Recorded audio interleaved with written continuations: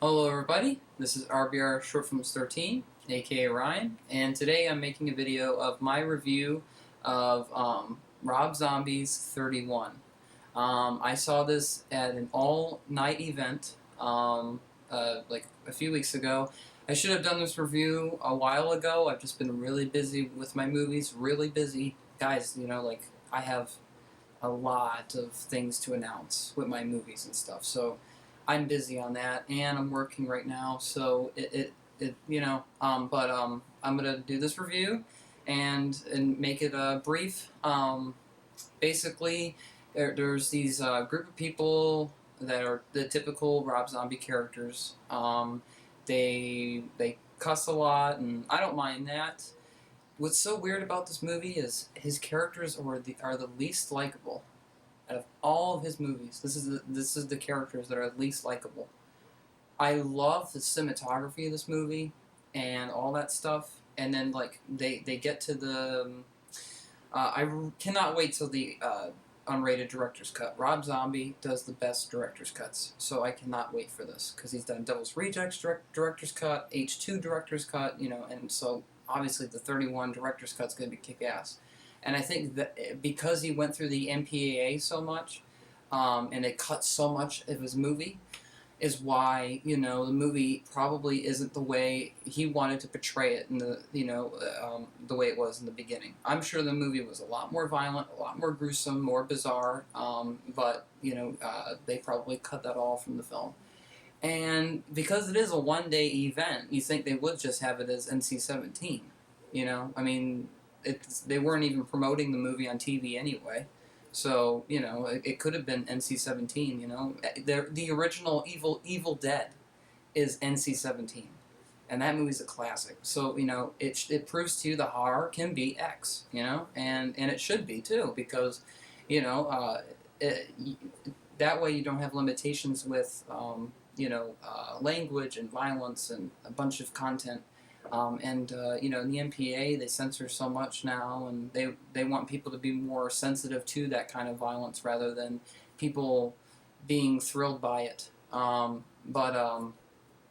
This movie was very fun because when the characters finally enter the these killer clowns hellhole building, they basically hear all these narrators, these speaker, these people, all this makeup. It's like Panem. It's basically if Rob Zombie did Hunger Games, this is your movie, and it took place on Halloween. And bunch of people with makeup, Malcolm McDowell and a bunch of other actors, they're announcing that they're playing this game 31 to all the people, and they have to survive a certain amount of time fighting these clowns, and if they do, then I believe that they could be set free. And I enjoy those kind of stories, because I've told a story, a couple stories like that, not about clowns and stuff, but I really enjoyed the clowns. I really enjoyed the main clowns, the ones that were all dressed up in like fancy 1700 painting outfits. It's very Rob Zombie, out of their kind of style, and I like that. And then there's just a bunch of gruesome kills and brutality, and then you have the morning spoilers. Yeah, at the very end you have Sherry Moon Zombie, her character, and the coolest clown of the movie, which he didn't have much screen time, which was a big letdown. That's why I'm excited for the director's cut, unrated cut, whatever he's going to call it. And I cannot wait until I see that version, because at the end she's she's the only character that really survived, and she's walking, she's like she's like seems like she's about to die. She seemed bad, and the clown shows up and he's just like laughing at her like she's stuck, and then the movie just ends. I love that. I love that they end it there and they give the audience interpretation, like, okay, did the clown capture her? Did he kill her? What did he do? And with her, did she survive? Did she get away? Did some surprising person show up and saved her life? Who knows? And I think he left it like that in case if he ever were to come back to it, and in case if he never would, you know.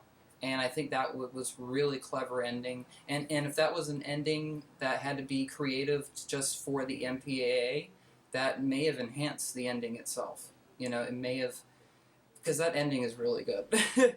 That's one of his best endings I've seen in his movies. That's better than his first remake ending. I really enjoy that. It's better than his Halloween remakes endings. He's really, I mean, that ending was, that's his best ending since The Devil's Rejects. It is. And I love the way it's filmed, and you know, you really live the Rob Zombie cinematic world, and you know, it's really cool to see, because I'm a big fan of his work. I've been a fan of his movies and music since I was a teenager, and I'm 21, but I was a fan of Rob Zombie since I was like really young, and you know, he's been a big part of culture, and he's changed Michael Myers, he's changed this, he's changed that. So you know, he's had a big impact on a lot of fans and people's lives, and you know, for him to make this kind of movie is really cool. And yeah, I love his horror films. That's what he's best at with his, you know, cinematically. He does such great bizarre terror horror that's very different. But you know, I also support if he wants to do movies that are different. You know, because it's always cool when a filmmaker tries to tell new stories and tries to go into other genres. And when a filmmaker does that, then you see, you know, their creativity expand. You know, and I think that'd be pretty cool to see. So yeah, that's my review of Rob Zombie's 31. I hope you guys all enjoyed my review, and I hope you all have a great day, and I'll talk to you all soon. All right, peace.